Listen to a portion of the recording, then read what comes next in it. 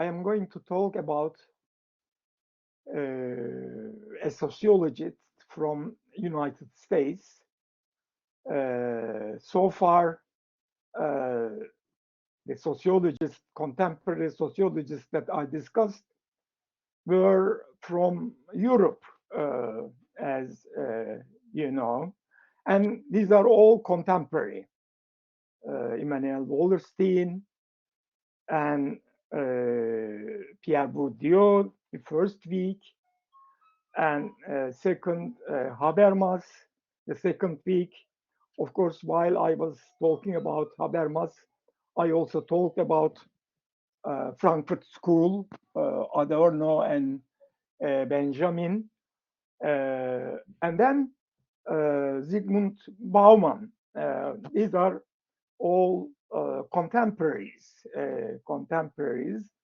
They are born around 20s, the end of 20s, 1920s. As a matter of fact, Wallerstein is born in 1930, and he died in 2019. Bauman, for example, died 2 years earlier, 2017. Habermas is a living sociologist. He is with us. We are fortunate still. He is writing about his sociological analysis of the world, Europe, European Union, and other big problems of our age, actually. We lost Bourdieu in 2002, but so all of them survived into 21st century, but they were mainly the second half of 20th century. Okay, now let me go into Wallerstein. Wallerstein's approach to sociological theory.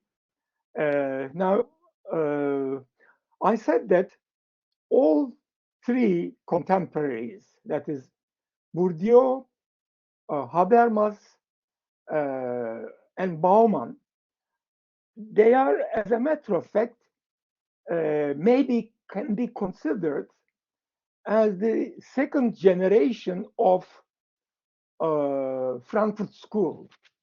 Of course, second generation, the proper second generation, Habermas, because Habermas's advisor was, from the Frankfurt School, Adorno.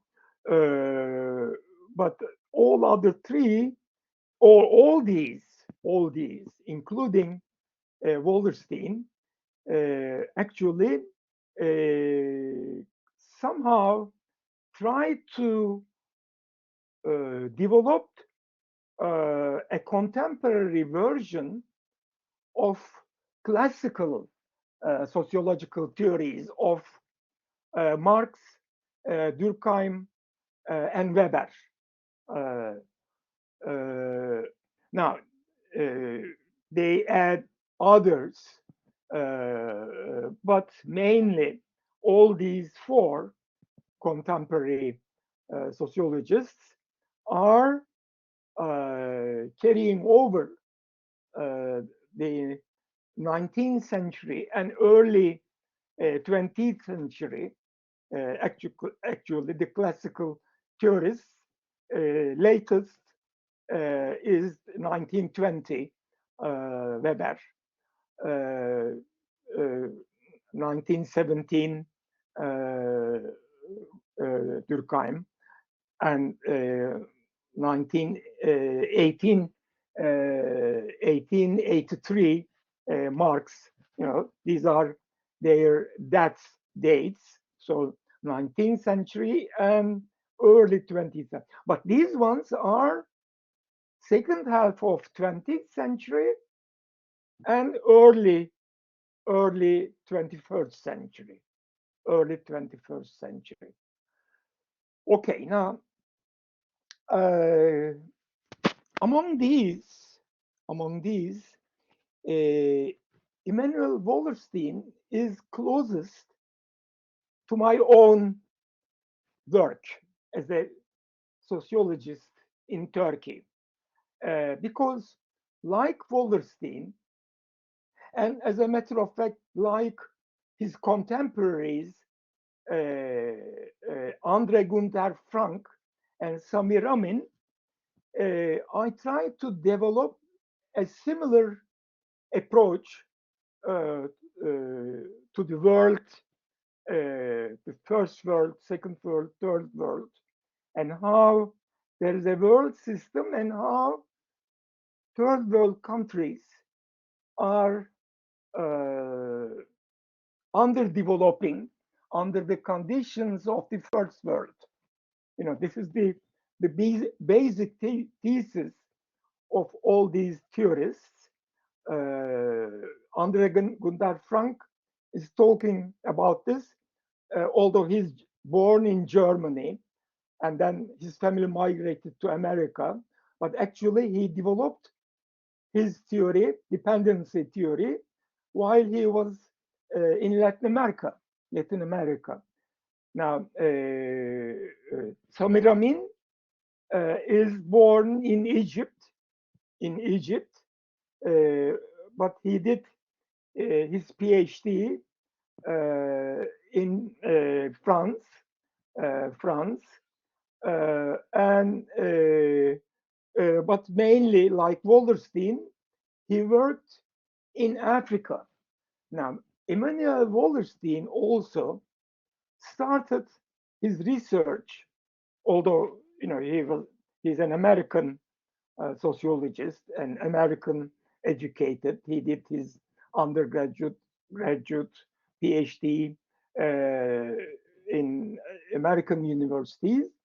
But as I will make you listen later in this week's lecture, he said that he first was interested actually in India. You know, this is the he is a 1968 generation. 1968. I am also 1968 generation. Actually, he's older than me. He's born in 1930, and I am born in 1946, so 16 years older. So in 1968, he was a junior faculty member in Columbia, whereas I was a graduate student in Middle East Technical University and in Chicago University in 1968.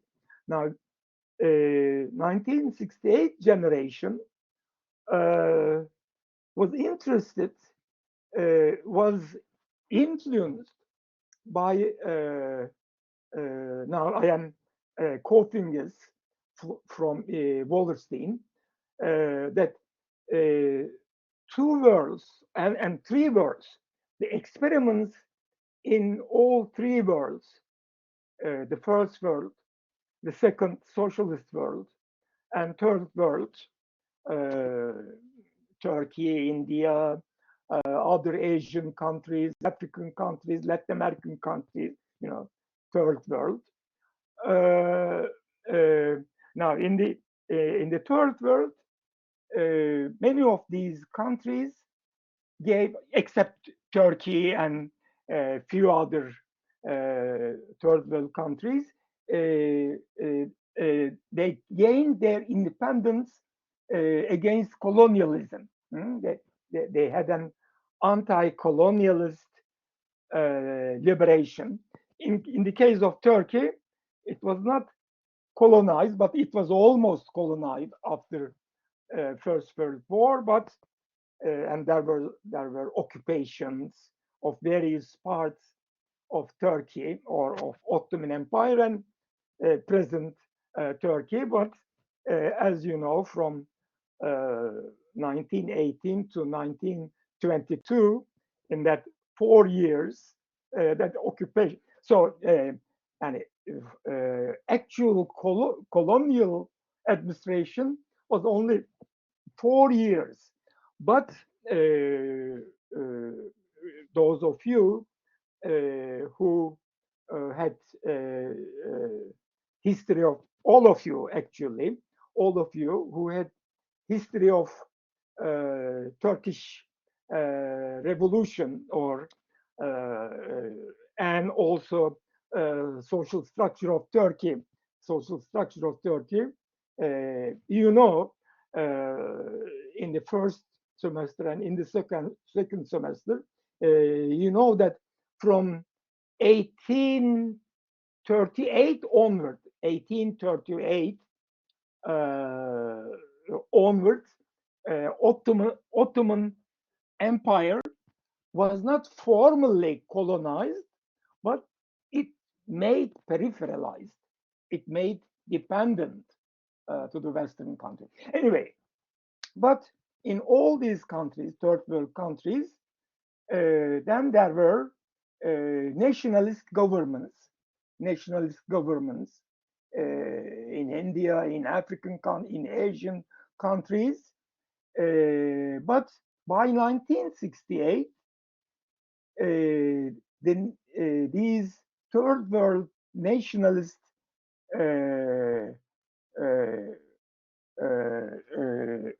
or third world developing countries, underdeveloped but developing countries, they were not successful in their promises of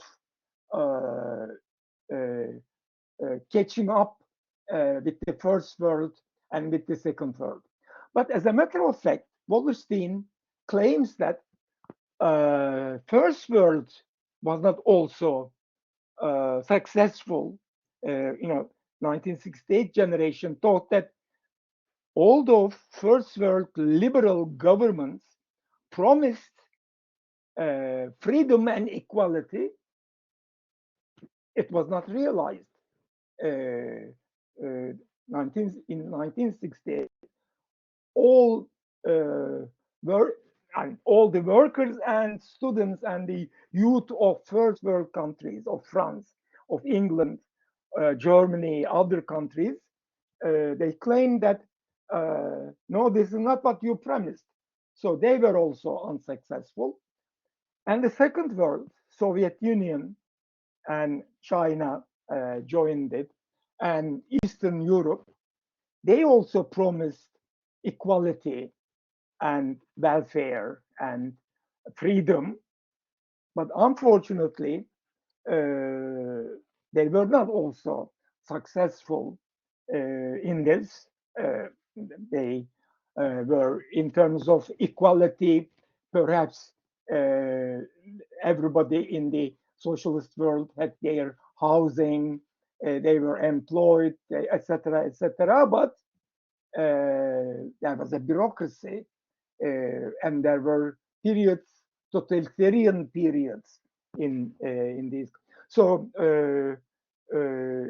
against all these three worlds, actually, 1968 was a revolution, he says. This is Wallerstein's thesis. Like French Revolution of 1789, or like Soviet Revolution of 1917, or like Turkish Revolution of 1919, 1923, and all other third world countries' revolutions, but this one, 1968, was interestingly a world level revolution instead of at the national level. Of course, it took place in the universities or workplaces of France or England or Germany or Turkey or India or China, etc. But in the same year, in 1968, it took place.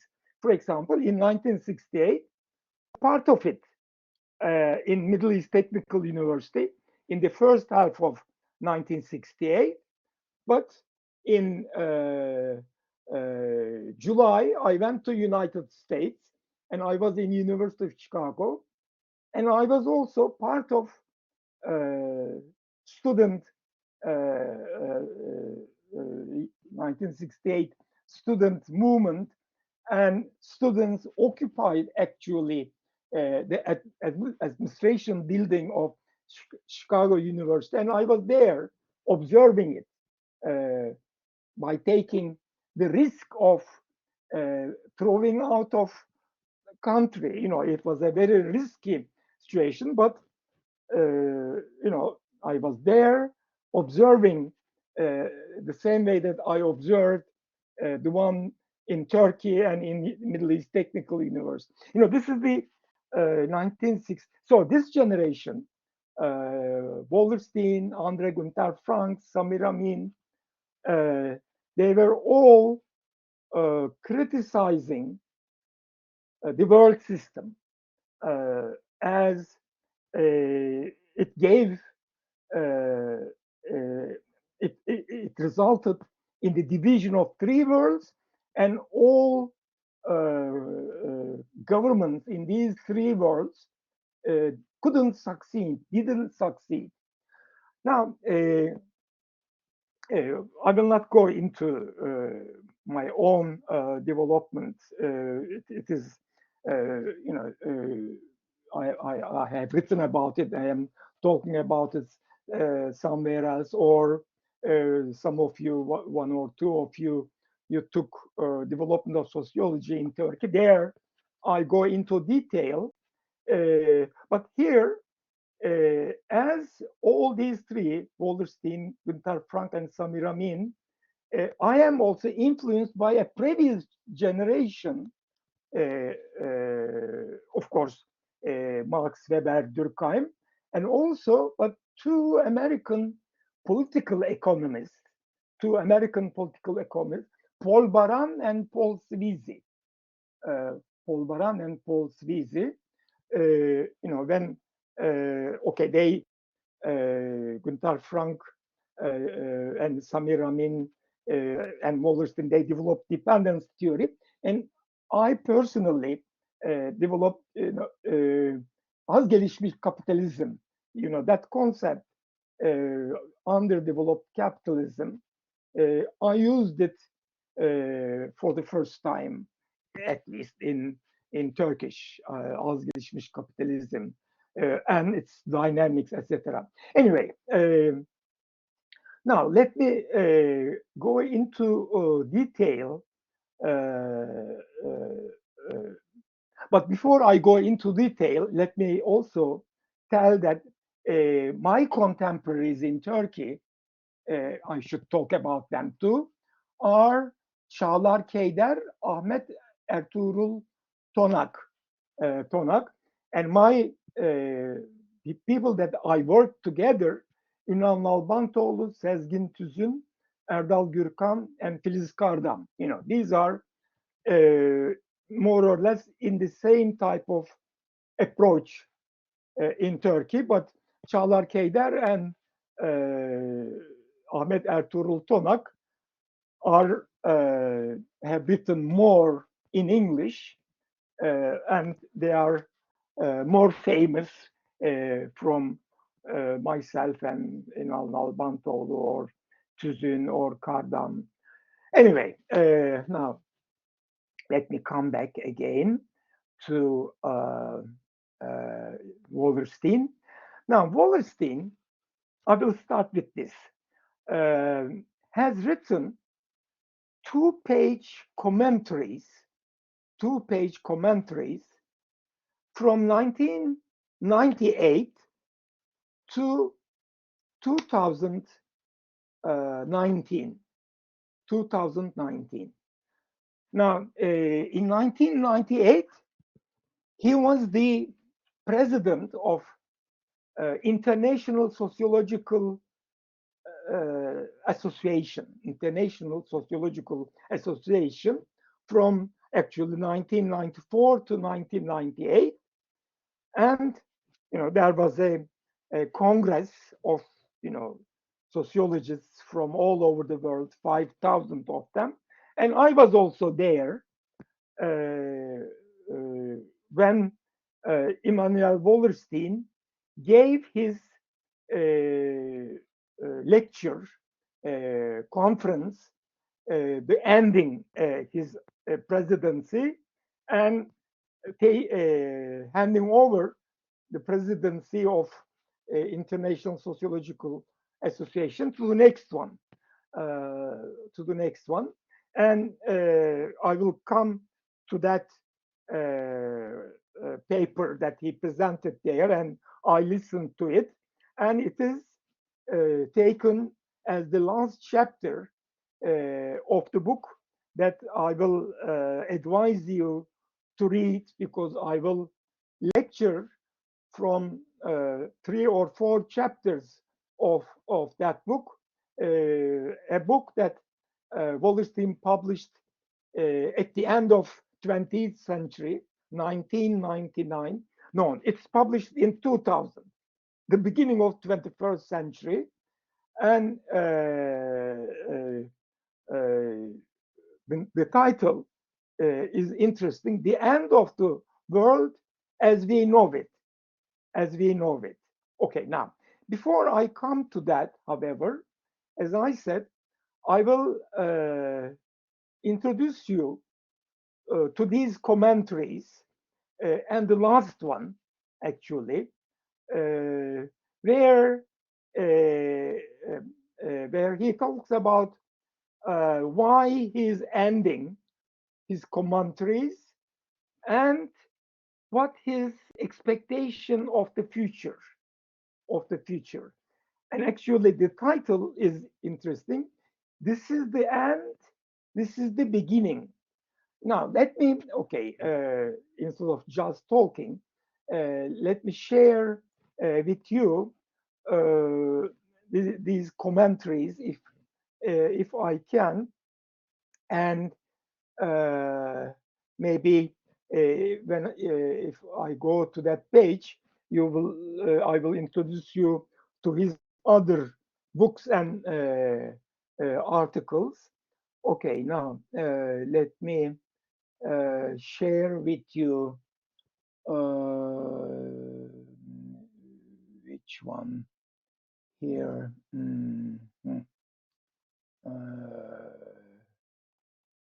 Which one is it? Here it is. Just a minute.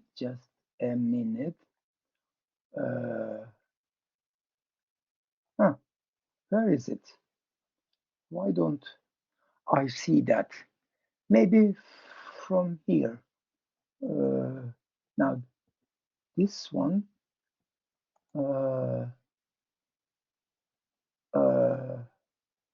Okay. Why don't I see it? Maybe from here. I will be able to show it to you. Let me go here, and from here, you are there. Yeah, you are there. And let me go into this page here. Just a minute. And I hope it will come. No, it didn't come. Why didn't it come? Allah, that's really very interesting. Just a minute. We have time, so let me try it again. Let me send this away, and again let me share. Okay, this one, it came now. Here. Okay. Now let me see whether you see this. Yes, you do. Huh? Now this is his page. In actually, this is there are his books and these commentaries, all 500 of them. Now, in this commentary, the last commentary, he says this. He says that when he started writing these two-page commentaries, he said that he will stop in the 500th. Now, when he makes 500 articles, he will write 500th one, and this is it, and will stop. But unfortunately, after he stopped in July 1, he wrote this last one, and then he died in August or in September. Now, in this commentary, towards the end, there are two paragraphs that I would like to share with you. Now, you will understand this as we go along his other his theory actually, but I have to start from somewhere, and this commentary, his last commentary, 500th commentary, and the last two paragraphs of it, it seems to be very an interesting entering point into his theory. Now he says that it is the future that is more important and more interesting, especially for you young ones, the future, but also inherently unknowable. Future, we don't know future. We know future as we live it. We can have guesses, we can make some predictions, but what it turns out, the real world that emerges tomorrow and the next year and in the next 10 years, we don't know. Because of now, from his point of view, he says that he is the theorist of modern world system.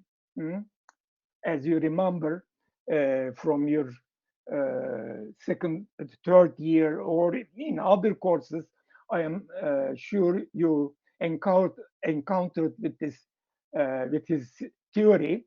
But in third year in the social structure of Turkey, when we are talking about especially Çağlar Keyder's book, State and Class in Turkey, his approach was also a modern world system approach. Anyway, now the theorist that he coined this world system concept and developed it, Wallerstein, he says that this system started around the middle of 15th century. 15th century. What is the middle of 15th century?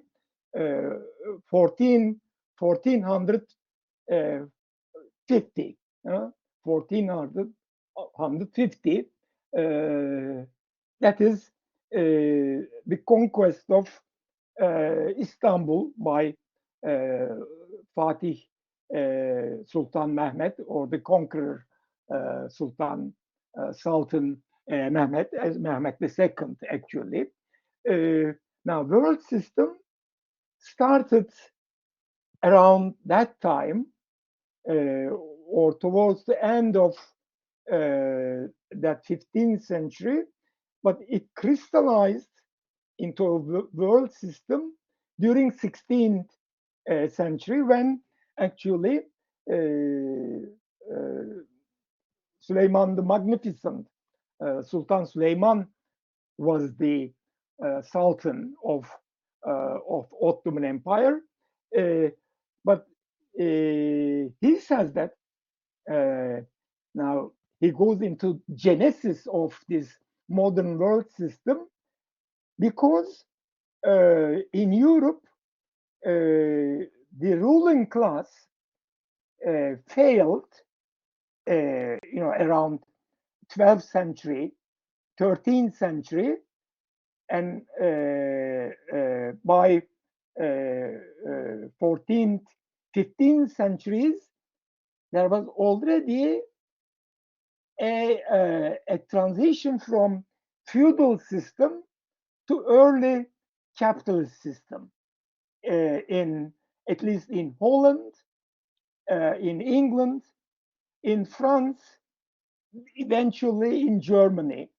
Anyway, and this system lived for 500 years up to 1970s, 1980s, and entered in the structural crisis. Okay, in this sentence, because of the structural crisis of modern world system, it is possible but not absolutely certain, that a transformatory use of 1968 complex will be achieved by someone or some group.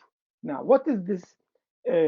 He is hoping that, like in 1968, all the youth throughout the world wanted a freer and more equal and more free world for all the world, for all the world. I remember, for example, these young people were marching in the streets of Chicago, and I was a part of it, and they were exclaiming, "The whole world is watching. The whole world is watching." It was really a event, world event, 1968. Now, Wallerstein is hoping that a similar world event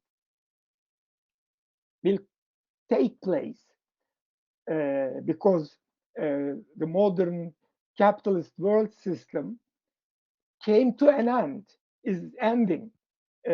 Now, as we will see, the introduction of the book that I shared with you is talking about the system, how the system has a beginning, a genesis, a development, and ending. 100 years, 200 years, 400, 500 years. Some systems live shorter, some longer. Roman Empire, for example, before the capitalist world system, or Ottoman Empire, these were world systems, or previously the Chinese Empire, or smaller African world systems. They all ended now. One ending and a new system, world system emerging. Now, in the West, this new world system emerged during 15th century, 15th and 16th centuries, and lived up to present. And now it entered into a transition, into what he calls bifurcation. And he is hoping in this paragraph that during this bifurcation, there will happen a movement of people, like a movement that took place in 1968, and the new world system will be more egalitarian, more democratic, more free, less hierarchical, more horizontal. That is his hope. But he says that the opposite can take place too. But he says that now there is a 50-50 chance of the better alternative taking place, or 50% chance of more hierarchical, more inequalitarian, more dictatorial version at the world level will take place. Now, so he says here, it will probably take much time and will continue on the path to the point of the end of commentaries. What form this new activity will take is hard to predict. Huh? He is not able to predict. So the world might go down further bypaths the world, in the future, or it may not. There is nothing certain. He's questioning actually the certainty assumptions of 19th century Newtonian science and philosophy. He's questioning. I have indicated in the past that I thought the crucial struggle was a class struggle, using class in a very, very broadly defined sense. What those who will be alive in the future can do is to struggle with themselves. So first you will struggle, people will struggle with themselves and change themselves in the more freedom, more equalitarian, more open to the new world, more open to the less prejudices, non-racist, and non-capitalist. He's hoping, and people will transform themselves, and then they will transform the world. Now, his last sentence, and he didn't write after this, as I said. This is the last commentary, 500th commentary. I still think that he's hoping that, and therefore I think there is a 50-50 chance that we will make it. We will make it to the transformatory change, but only 50-50. And then, as I said, he died a few months later. So when I read this commentary, I immediately remember this song that actually one of my daughters, when they were 16, 17, they were listening. I didn't know about it, but it was a song by one of my generation singers in the United States. Now let me share that song with you, and then I will come back to you. Now, the title of the article was "This is the End, and This is the Beginning." Now, the song that I will now share with you, make you listen, I hope you will like it, is "This is the End, my friend." Now, are we there? Yes. Okay, now let me go to this song. Here it is. This is a song by Doors, and Jim Morrison is singing. Let me.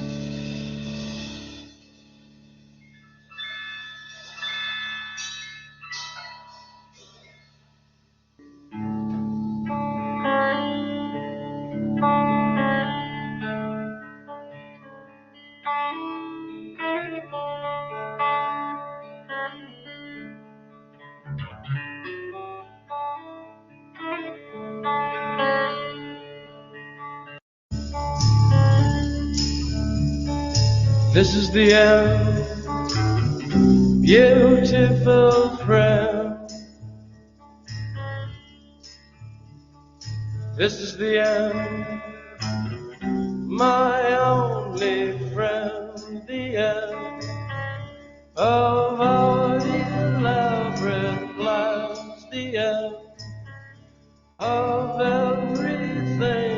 stands the end. No safety or surprise, the end. I'll never look into your eyes again.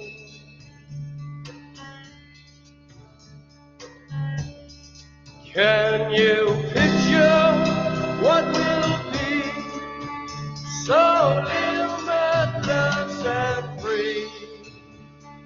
Desperately in need of some stranger's hand in a desperate land.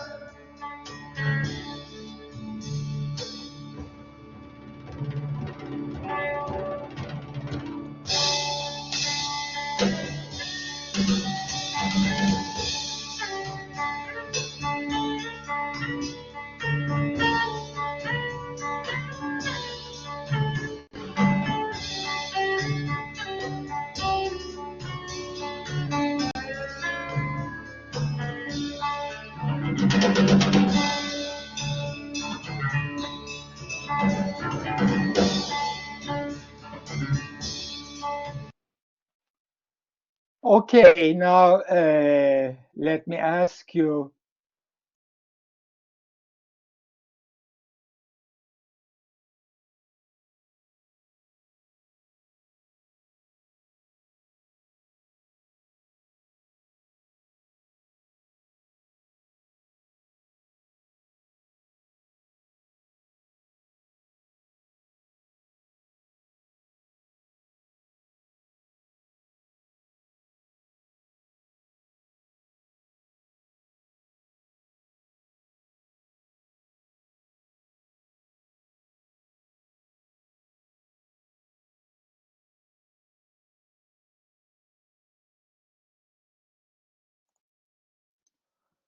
Sorry, Franz, I am sometimes I do this.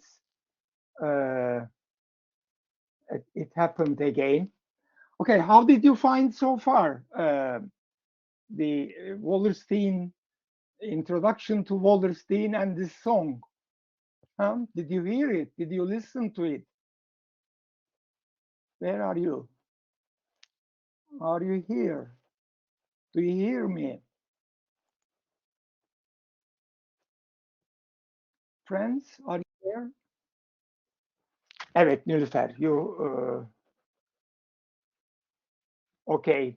Did you hear this? Do you know about Jim Morrison? Did you listen to this song? This is the end. Or is it the first time that you hear it? This group, The Doors, you know, one of the popular groups during 1960s and 70s. You didn't hear about it, it seems, huh? Okay, anyway, you know, this is the title of Wallerstein's last commentary before 2 months before he died. For 21 years he wrote them, you know, towards the end of last quarter of his life. He wrote those commentaries while he's writing other articles and other books.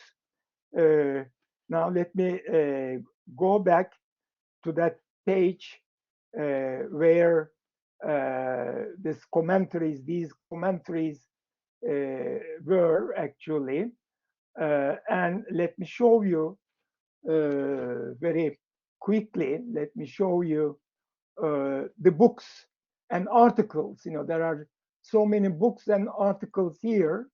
I shared it with you. Now I will go into the books part of it, and will show you, for example, the modern world system. He wrote this 4 volumes, and this is the last volume, Modern World System. The first one was written in the beginning of 1970s, the Modern World System, Volume 1. That was at that time. And then these are from the last books towards the first ones. It goes European universalism, how European universalism was not universalism actually, but it was a Eurocentrism becoming global, becoming a world system, and yet, but not universal. So maybe only after contributions of all the world, it will approach to the universal. Uh, he has a book on Africa, the politics of independence and unity, the modern world system in the longue durée. Longue durée is a concept that he borrowed from Brodel. Now these are all his books. Now I am continuing. Overcoming the Two Cultures, another book, Science versus Humanities. Now, he is, I will come to that too. He says that during 19th century, sciences are divided like the world was divided into three. Sciences also divided into three: natural sciences, social sciences, and humanities, literature, philosophy, etc. But actually, he says that now in the 21st century, and at the beginning of a new world system, we should go beyond three worlds and beyond three different sources of knowledge: natural sciences, social sciences, and humanities. Okay, in this book, he's elaborating that. The World System Analysis, an Introduction, another book. And another book, United States Confronts the World.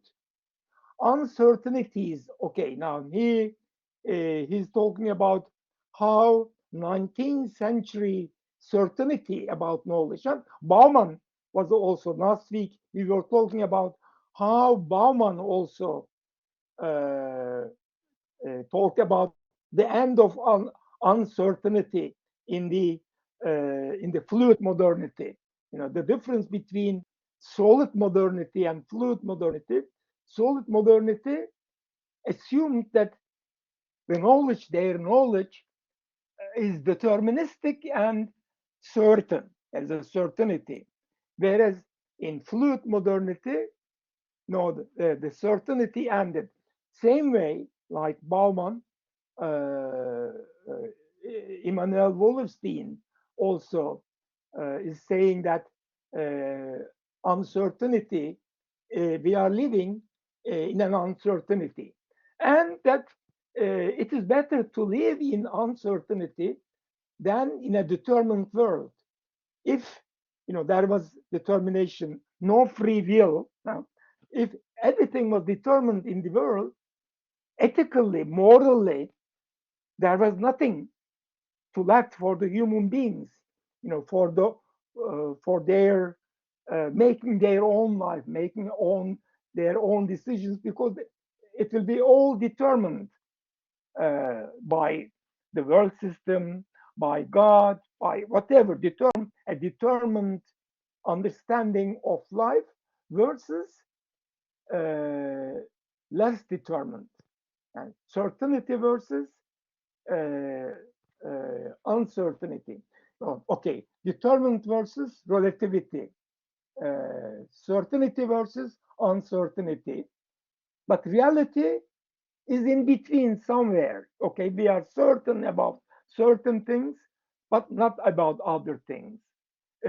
Certain things are determined, or as Wallerstein says, when the world system is operating, while it is not in transition, there is more determination. But when it enters into transition, When it is in a structural crisis, there is more uncertainty. So he differentiates when there is certainty and when there is uncertainty, and he relates it to domination of the world system or its bifurcation, çatallanma, bifurcation. Okay. The other decline of American power and US in a chaotic world, So this transition, bifurcation, and then the world we are entering. So this new bifurcated world, the new world system, what it will be, and how the unthinking social science, he has a book, Unthinking Social Science. Unthinking Social Science still talks in terms of certainty and in terms of nation states. But he says world system approach requires us to think at the global level, trying to approach universal knowledge. Oh, not of course, universal knowledge is never will be reached, but we can try to approach it for the whole world, for the from a global as well as from a local perspective, global and local, a combination of global and local, which I call glocal, and I translate it into Turkish. You will remember, some of you who took development of sociology in Turkey, küyerel, küreyel. Küreyel is more global, less local. Küyerel, more local, less global. These are hybridities, hybrid structures throughout the world, because global and local are interacting with each other in chaos theory. Chaos theory. Now, I will come back to that. Anyway, he's in this book. Now, this is the book that I am using and I am sharing with you, The End of the World as We Know It, the social science for 21st century. Social science for the 21st century. Now, let me send this away and let me share this book. This is the, for this week's lecture, this is the book that you are responsible. Now, let me go into this book and let me introduce you to the chapters. And now let me send this away. So today I am sharing, many material from my screen. Now let me share the book that I already shared with you. You can also yourself, you can see it. Now let me see. You are okay. This is the book. Now, as I said, this book is just actually it is published in 1999, and its Turkish version is published in 2000. So just the end of 20th century and the beginning of 21st century. Now, this book, The End of the World as We Know It, means first, the first part of the book. First part of the book is which world is ending? The world of capitalism is ending. The world of capitalism is ending. The world of capitalism. And these are about this, these chapters are about this, this world. Now, from this part, I am assigning you this uncertainty and creativity, the preface, a very short, 6 pages, uh, 6 pages, and chapter 8, social change, that is how from feudal social system to capitalist, from feudal world system to capitalist world transition, transition, and the world system continuing to exist up to the present, and now another social change. So he's talking about this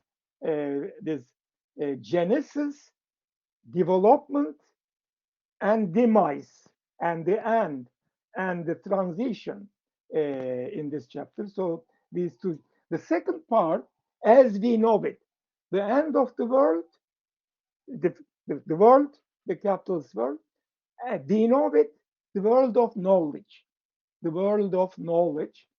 There are social science and contemporary society, differentiation and reconstruction in social Eurocentrism and its avatars, the structure of knowledge. Now, I assigned you to read here the rise and future demise of world system analysis. Now, this is his approach, world system analysis, how it has risen, what are its characteristics, but it will end, demise and it will end because world system analysis is developed to analyze capitalist world system that emerged during 15th century, 15th, 16th centuries, and lasted until the middle of 21st century. We don't know until when. So world system analysis is useful to analyze the world, the capitalist world system. Whereas for the new world system or world systems that will emerge, he proposes a new kind of science, a new kind of science. And he says that this new kind of social science will continue, will use the heritage of sociology, the chapter 15, the promise, the challenges to the sociology, and if sociology is able to meet these challenges, now it will become the social science of 21st century and the new system. Now, as I told you at the beginning, this was the conference lecture that he taught in 1998, the Congress of International Sociological Association, and I listened to it myself. I was there, and then he later made it the next year in 1998. He delivered it. In 1999, he made it last chapter of this book, The End of the World as We Know It. Okay, so you will be, hopefully, you will be going into it by yourself, and you will learn more about Wallerstein's theory and his diagnoses about the future. Of course, he continued to write after this book. As I said, in 2019, his last commentary. But up to that commentary, he continued writing other articles and books. But this one, I think, is a good summary to introduce his theory. Okay, now let me go into the preface of this book, The End of the World as We Know It. The title of the chapter was Uncertainty and Creativity, Premises öncüller, premises and conclusions, sonuçlar, belirsizlik ve yaratıcılık, öncüller ve sonuçlar. Okay, now I'm going into that one. Now he says, as the first proposition as premises. Now the first premise, he says, is that historical systems, like all systems, have finite lives, which I already said here. Finite lives. It has a beginning, and at the end, it will die, or it will not die. It will be transformed into a new system. You know, when we look at the history of humanity, world systems emerged and gave way to new, or continued the same way. Now, in this case, for 500 years, from 15th century to 20th century, or if it still continues in the 600 years, okay? So this is the first premise. Second premise is that these world systems, when they enter into their transition phase or into their bifurcation, şatallanma bifurcation, now we can talk about two different kinds of input and output, to system inputs and system outputs. Now, when the system is still continuing, like 18th century or 19th century world system, you know, there is a change, but a change in equilibrium. So in that kind of system, even if you put large inputs, large causes, there is only small output, only small outputs. But in transitional phase, in the bifurcation phase, small inputs make large outputs, big outputs. Now this actually is deriving these premises from chaos theory. Now, in chaos theory, maybe you heard of butterfly effect. Butterfly effect. You know about you know, it is an example of how a small like a butterfly clipping her wings in one part of the world. You know, it is just, you know, starting a small movement of weather, very small, might cause a tornado, a big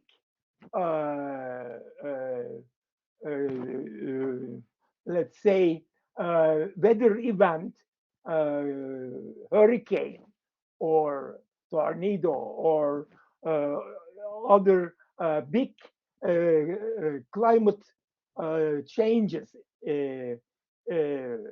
Now, world systems in transition phase are also in this case, and they are inherently indeterminate. Uncertainty prevails.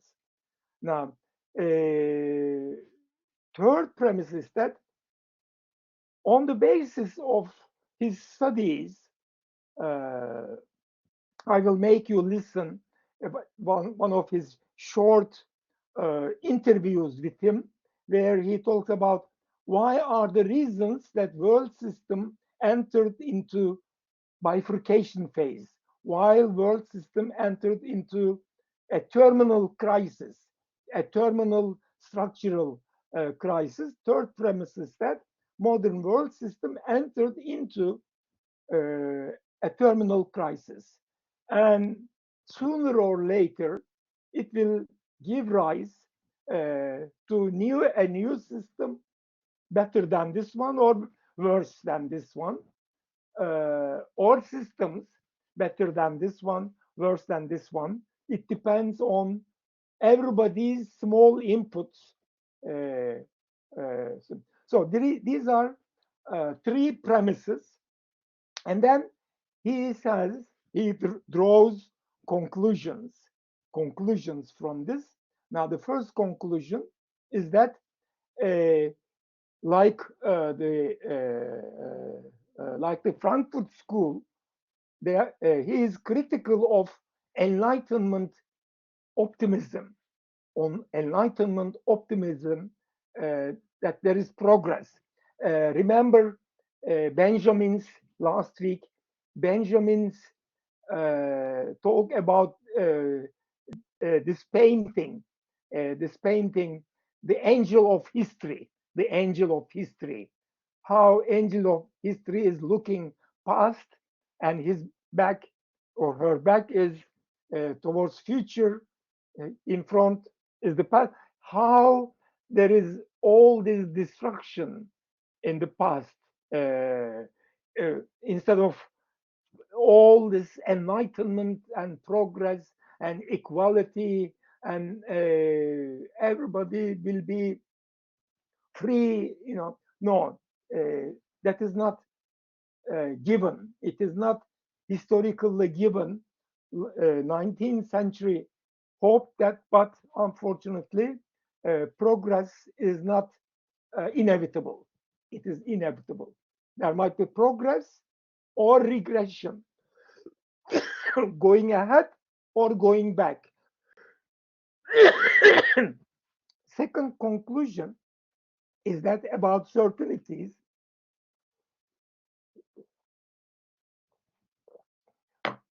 he is, as I said, he is questioning Cartesian, Newtonian, deterministic science. And third conclusion is that human systems are complex systems.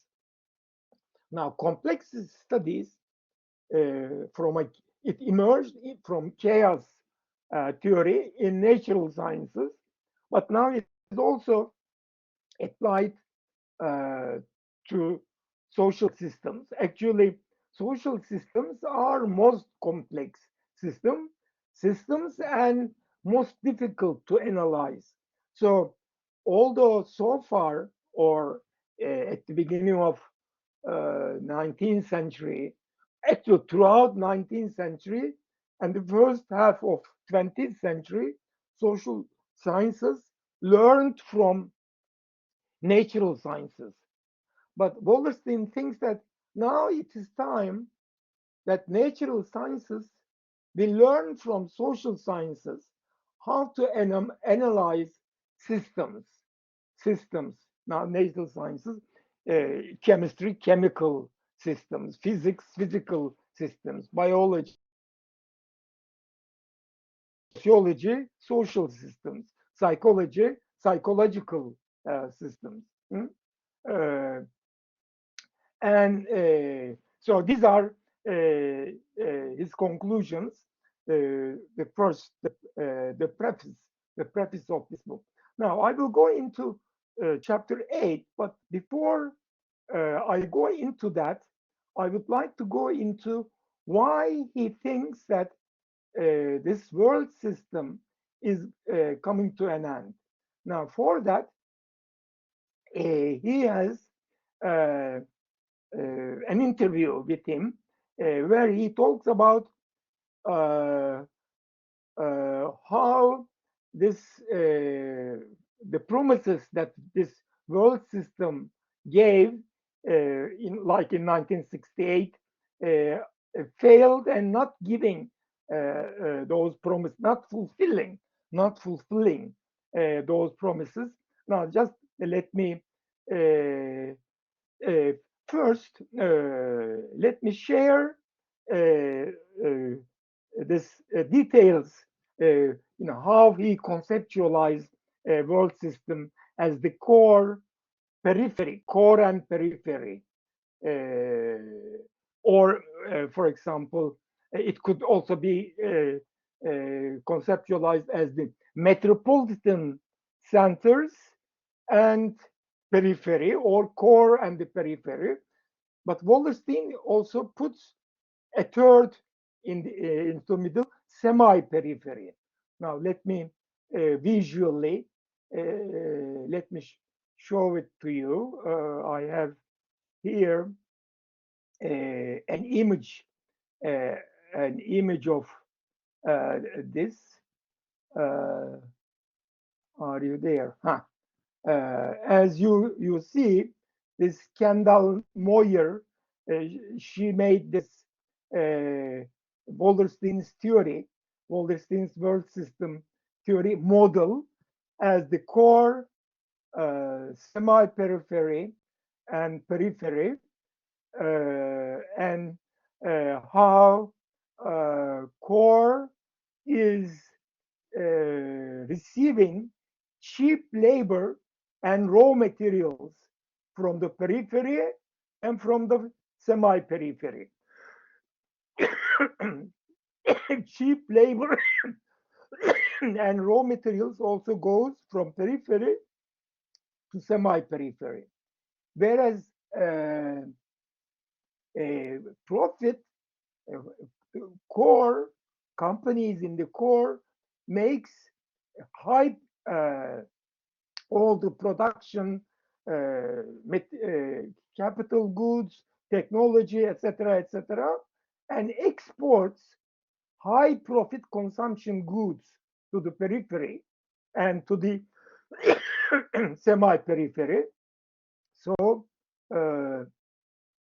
the core exports to the semi-periphery and periphery technology, consumption goods, capital, etc., whereas periphery, from periphery, raw materials and cheap labor. So this is a division of labor. The world system, capitalist world system, starting 15th, 16th centuries, first it emerged in the northwestern corner of Europe.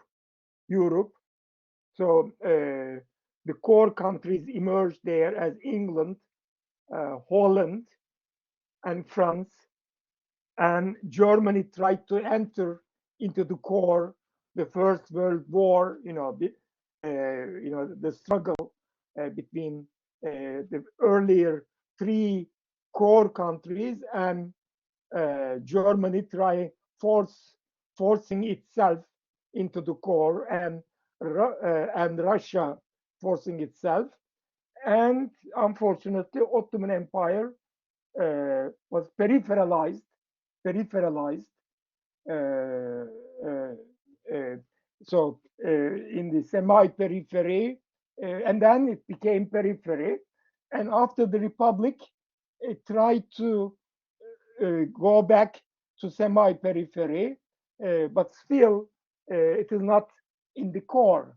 Although we are, people in Turkey are expecting that Turkey, like India, or like China, or like Brazil, these are semi-peripheral countries, will be able to make into the core.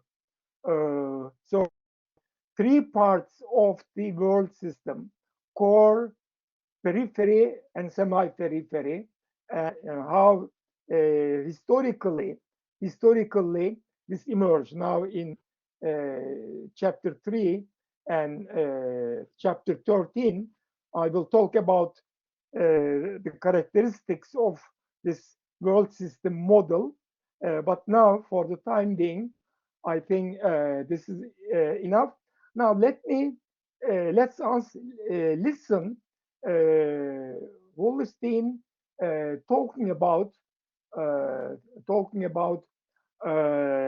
why the world system is coming to an end. Here I have this interview with him. Now, in a minute, I will be there. Here it is. Okay.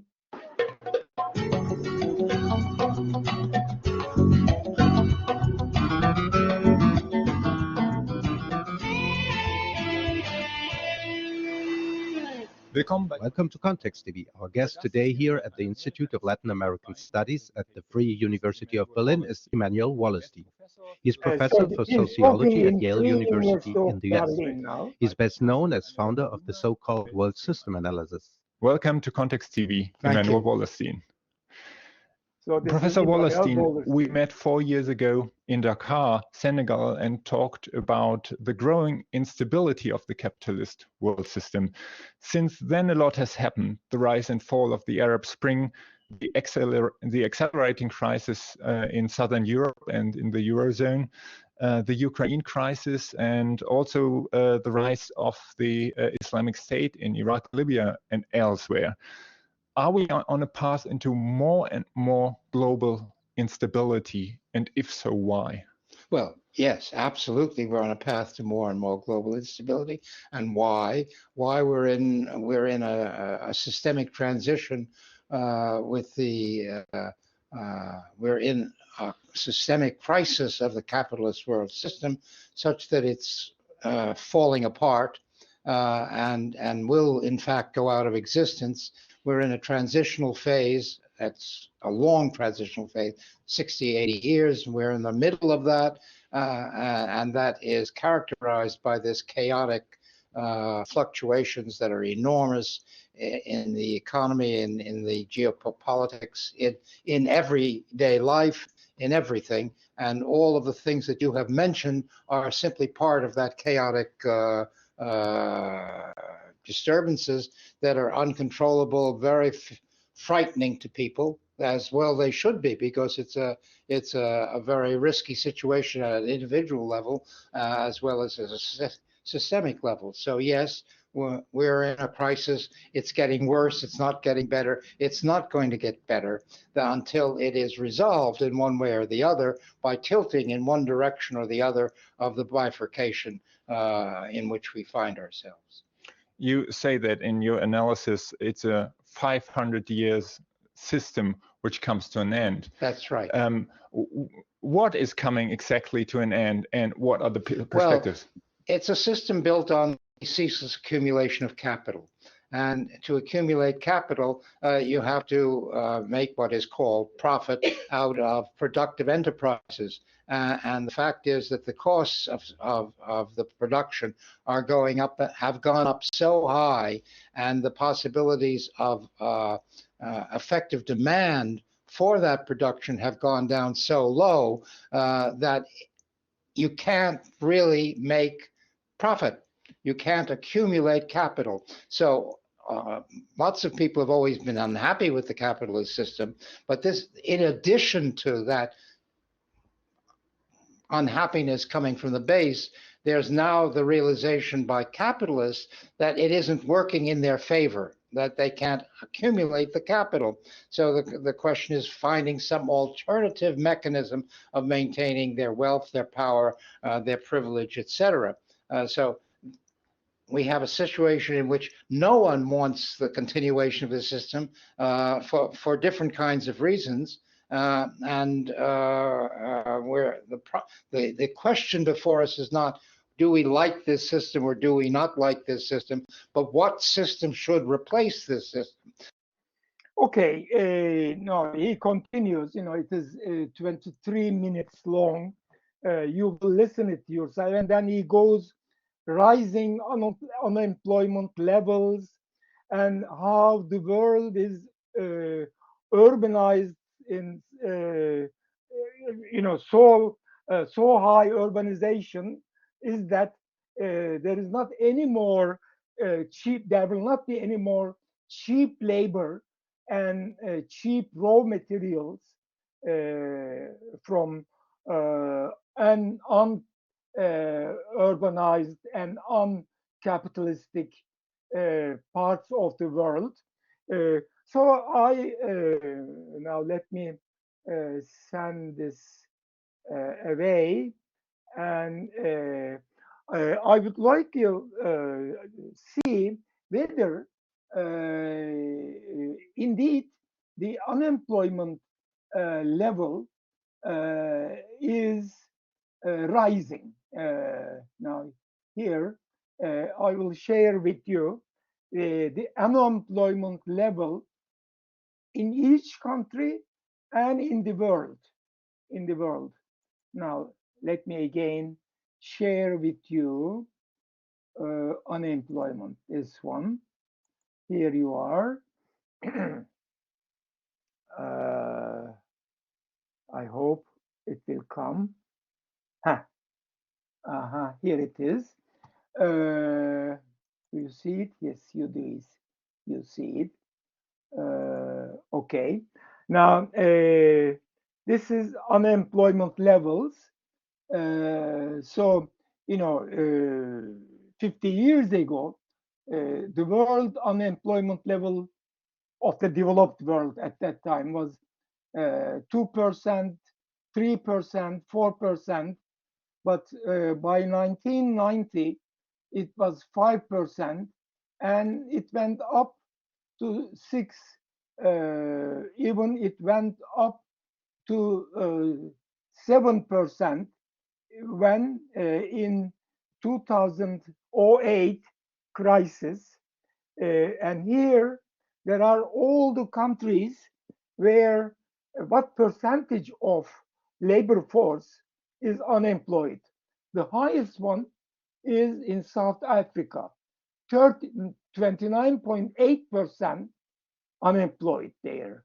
Or let's go, for example, the Libya, 20% unemployed, or in Sudan, 18%, in Tunisia, 16%, in Iraq, 15%, whereas at the world level, it is 6%, whereas in some countries, it is 30% or more. Spain, 13%.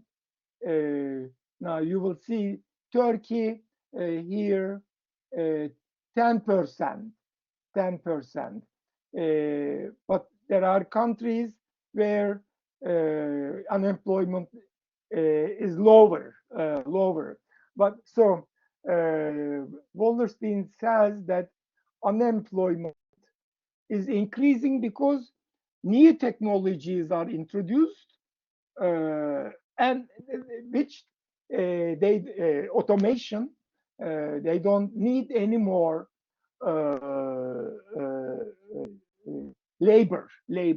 So the world system, as it goes, as it is now, as an unequal distribution of wealth, I will come to that. Now let me send this away, and now let me share with you falling rate of profit, here. Okay, these are the profits from again 1960 to 2020. So profit level was high somewhere here, and it went down, as you can see. Now, Wallerstein asserts that this trend will continue.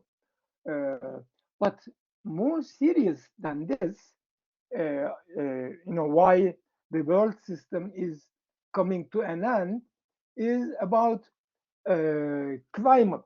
Now, the world is producing the production. Not only the cost is rising, but it is also polluting the world, and the climate is rising. So climate crisis, I will not go into that, but I will share with you urbanization and rural part of it. Now, if we look at urbanization and the percentage of rural population and urban population, let me share this with you. Where is it? Share of, okay, here. Now, if you look at this, now rural population declining. Now, this is from 1960, but from 1800s to the present. First in Europe, then in America, then all the rest of the world. Urban population is increasing, the blue, and rural population is decreasing. Now, in around 2004, it was 50-50, 50% urban, 50% rural, somewhere here. But now, 56% urban, 40% rural, and this is continuing. So rural population will go down to 30% to 20%, lower and lower. In the case of Turkey, it was in 1985, somewhere here, 1985, rural and urban population was 50 and 50, whereas at that time, at the world level, rural population was 58%, but in Turkey, it was reduced to 50%. Now, at the world level, it only took place 20 years later at the world level. Okay, let me send this away. But the more serious reason that world system is making inequality at the global level more and more inequality at the world level. Now let me share again this. Now where is it? Here.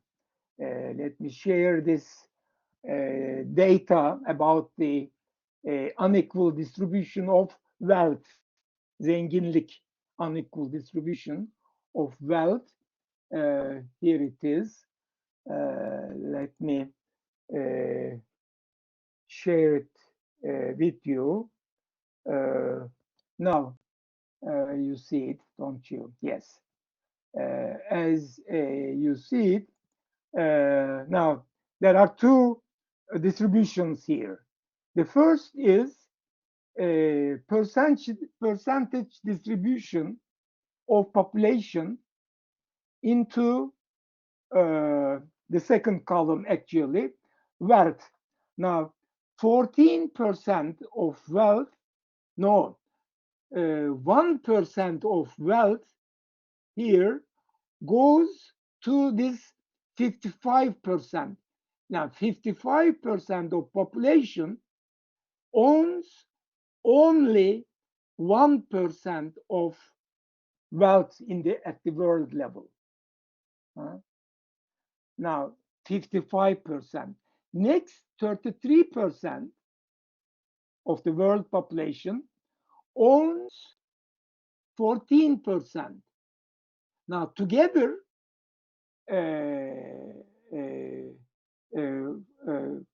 55 plus 33, what does it make? 88. Now, 88% of the world, 88% of the world owns 15%.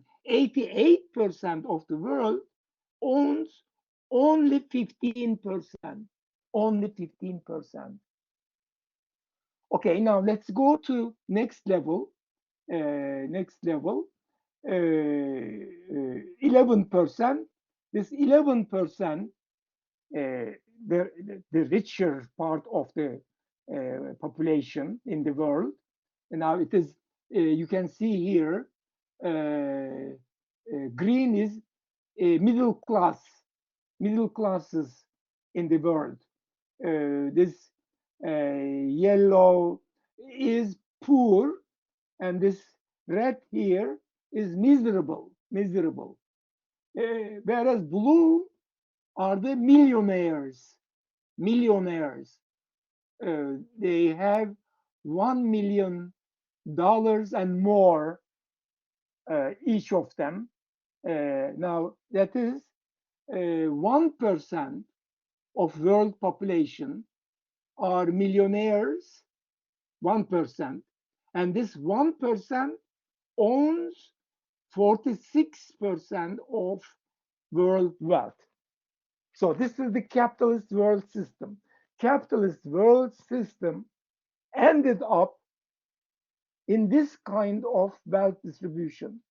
So 55% of the population owning only 1%, whereas 1% of population, the millionaires, owning 46. So this, Wallerstein is saying, this world system cannot go on. This is a crisis. This is a crisis situation. I shared this with you. You can look at more detail how the share, the richest, and how the share of the non-rich is declining, whereas richest part is increasing.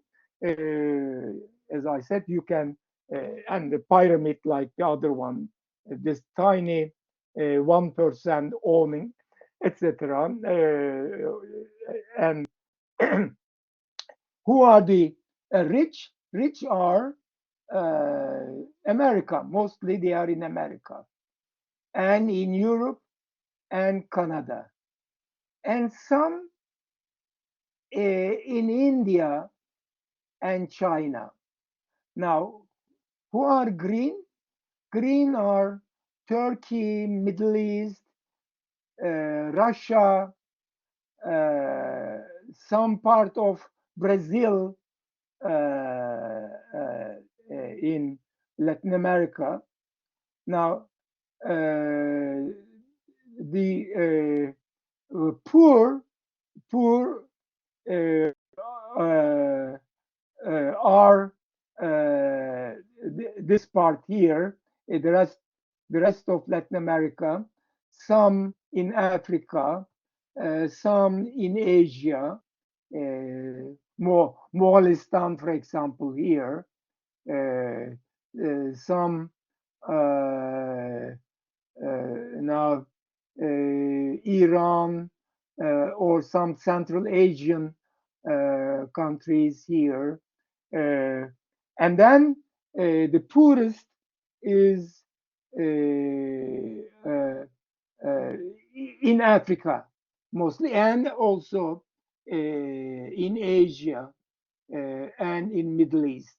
Now, you can see all of these from this chart. So let me send this away.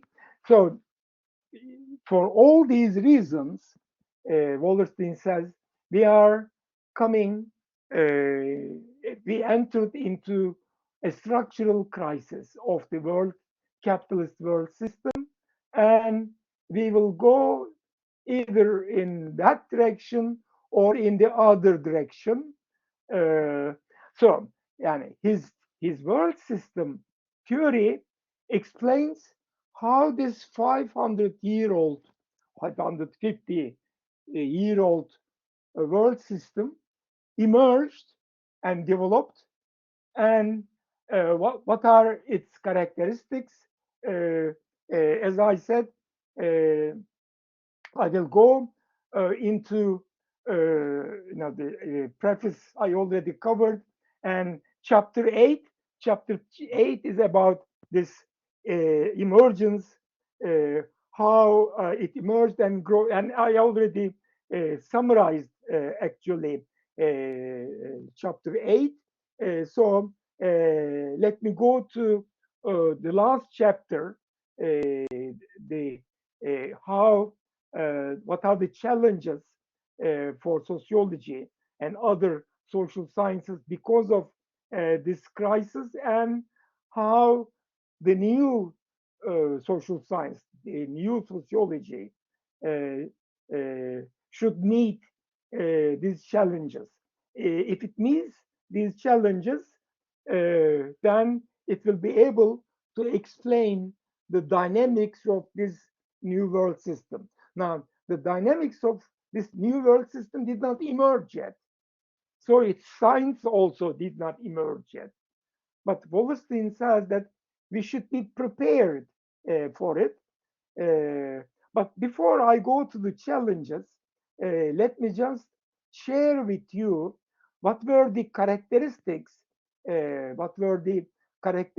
of this world system. Now he says in this chapter 13, he says that, and chapter 13 is titled as the rise and future demise of world system analysis. You know, his own theory. He says that this theory is not to replace existing theories, and it is only to explain at the world system level what is going on in the world, whereas political science and sociology and other social sciences for many years present themselves to the national level, to the local level, and to the national level. Whereas the analysis should have been made at the world system level, and world system analysis is promising that the world system, depending on which part of the world system, whether in the division of labor of the world system, whether core countries, if you are analyzing core countries, your analysis should be accordingly. If you are analyzing peripheral countries, your analysis should be adapted to that. If you are analyzing semi-peripheral countries, you should be analyzed. So instead of a universal model that emerged from the core, you cannot apply it to the rest. So world system theory actually emerged as a critique of modernization theory, and together with dependency theory, critique of modernization theory says that like the core countries, developed countries, underdeveloped countries, third world countries, is going to be like the core countries, developed countries. So the knowledge that we gain there should be applied to the peripheral and to the semi-peripheral. Wallerstein is saying, no, we cannot do that because each country and parts of each country are structured according to the system level dynamics at the global level. Now, it is not only, globalization theories started from 1990s onward, but Wallerstein is saying that no, the world capitalist system has a tendency to be global starting from 16th century. It continuously through colonialization and imperialistic occupation and colonial occupation of countries, or taking the rest of the world into the world system. We can understand last 500 years how this capitalist world system that emerged in the northwestern corner of Europe enlarged and encompassed the rest of the world, the whole world, but as peripheral and semi-peripheral, transformed. Excuse me. Uh, I had uh, a cold, a serious cold for last week, but now I am better. So I am coughing and I am shouting. So also, okay. Now the first characteristic of world system theory is that it's that the analysis continues at the global level, and depending on the world system level division of labor at the core, semi-periphery, periphery. Now it is historical. It is historical. Modernization theory or economic theories, some sociological theories are unhistorical. No, he says the world system, the societies in the world are all now in the world system, and they emerge historically. So they are transformed historically, and they are going to be transformed again when this bifurcation transition through transition, we enter into the new world system. So there will be new types of groups and individuals and societies. So we should have always this historical perspective. So historical sociological perspective. And furthermore, he says that world system approach has this unidisciplinarity. Instead of various disciplines, discipline of sociology, discipline of political science, discipline of anthropology, these are disciplines, and these disciplines are organized at the department level, but also at the theoretical level. Each discipline is trying to have its own boundaries, drawing its boundaries. Now, why these disciplines, social science disciplines especially, emerged? Because historically, while in the feudal world system, there was feudal structures, cellular structure. Now, as capitalist world system emerged, genesis of the capitalist world system, and new system formed, societies now, like in France or England or Germany, societies are divided into three parts, each society.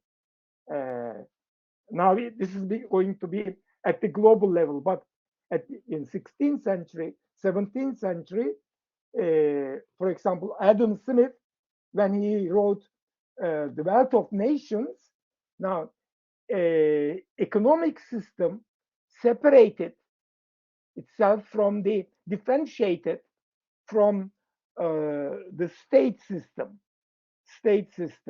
So the science of economics and political science. But and then we come to the second half of 18th century and 19th century. Civil society is also separated from economic system and political system.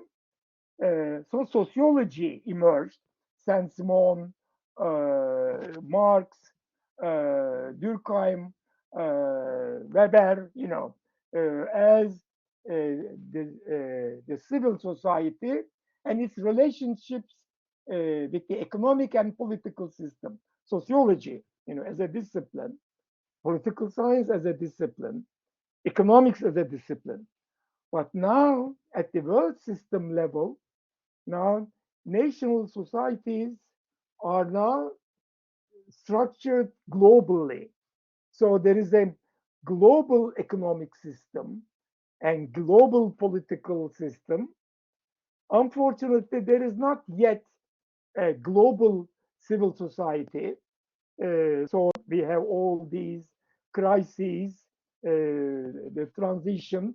Now, some people, some sociologists say that sociology, social sciences will contribute to the emergence of a more egalitarian global civil society, global civil society.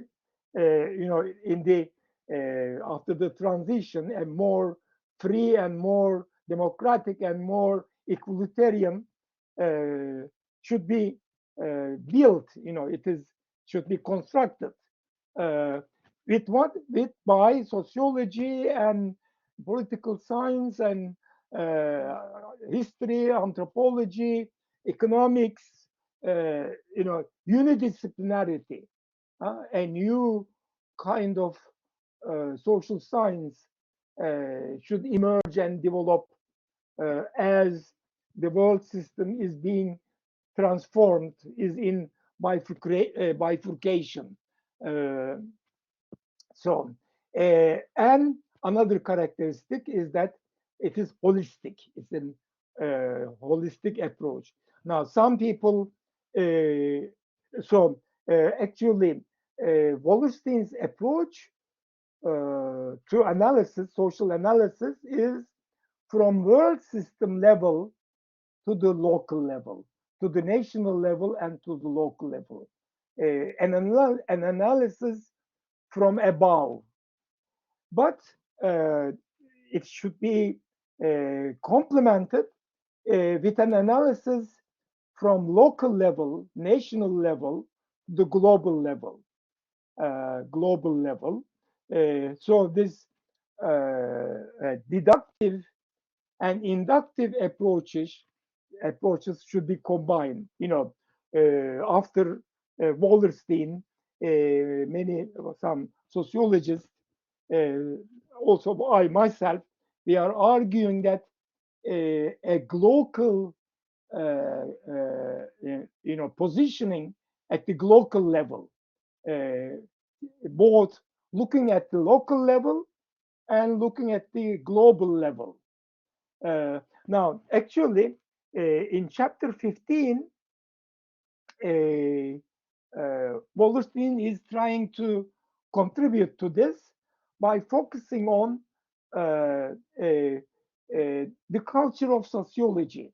Now, he builds a culture of sociology on the basis of three axioms. The first axiom from Durkheim, which says that there exist social groups that have explicable rational structures. So we can explain them rationally and empirically. But, says second axiom, but these groups are not homogeneous, and they, on the contrary, they are hierarchical. Now, Marx says that these societies, these groups, are made up of classes, hierarchically structured, and they are in conflict. So Durkheim should be complemented with Marx. But then, if this conflict approach is true, why society is not ending? Because of the axiom 3. Axiom 3 is from Weber, and it says that groups, the lower groups who are fighting against dominant groups, accept the authority structure of the dominant group because it is in their long-term advantage. It is in the advantage of a long-term survival of the total.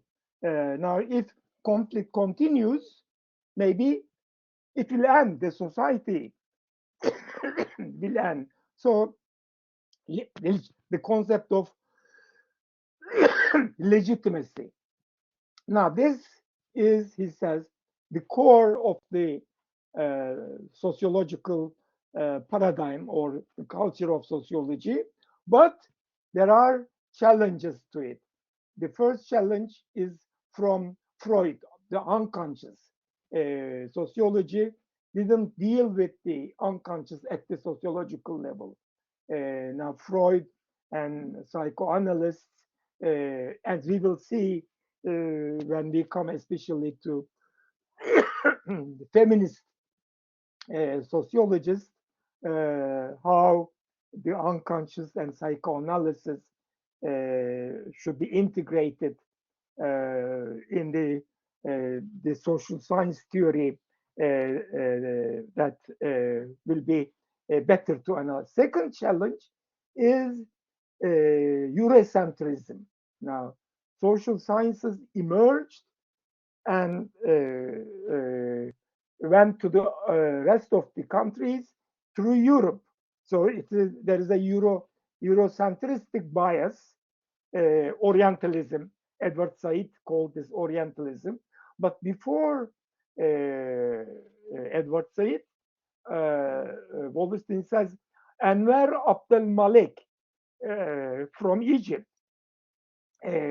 first in a book in 1963, tried coined this Eurocentrism.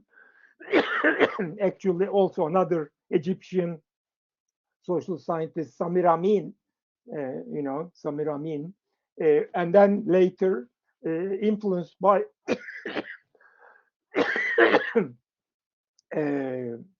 Foucault, Edward Said coined Orientalism. Now, that is the second challenge, the challenge of Eurocentrism and Orientalism. Third challenge is the conceptions of time. Now, up to the world system analysis, there were two conceptions of time, of the mathematics, physics conception of time, and historical conception, episodic time. Whereas Brodel introduces a longue durée time, neither mathematical nor episodic, but it takes care of, for example, systems, the time in world system level. Now, instead of, for example, 500 years, longue durée. Now, fourth challenge, already mentioned, complexity studies, complexity theories that emerged in chemistry and in other natural sciences. Here he mentions Ilya Prigogine, and how, although complex studies emerged in social sciences, cultural studies, critical cultural studies, combining disciplines. Complex studies combine physics, chemistry, biology, whereas critical cultural studies combine sociology, economics, psychology, history. But Wallerstein says these two also should be combined. As I said, the natural sciences complexity studies should learn from social sciences analyses of at the systems level. This is fourth challenge. Fifth challenge is feminism, because social sciences up to recently, until this feminist critique emerged, was mostly gender blind, sex blind, ignored women. So women should be incorporated gender studies in this new social science that will be able to analyze the transition and analyze the new system. And the sixth challenge is from an anthropologist of science, Bruno Latour, and Haraway, how actually, whereas modernity assumed nature and culture as separated, but Latour says, no, there is no such a thing as, there was always nature and culture were integrated. They were hybridized with each other. They were we have to conceptualize them not as a dichotomy, but as a combination together. But how we will do this? How we will combine nature and culture? This is a challenge. So if we are, Wallerstein says, if we are able to do these, maybe social sciences will be ready to analyze the transition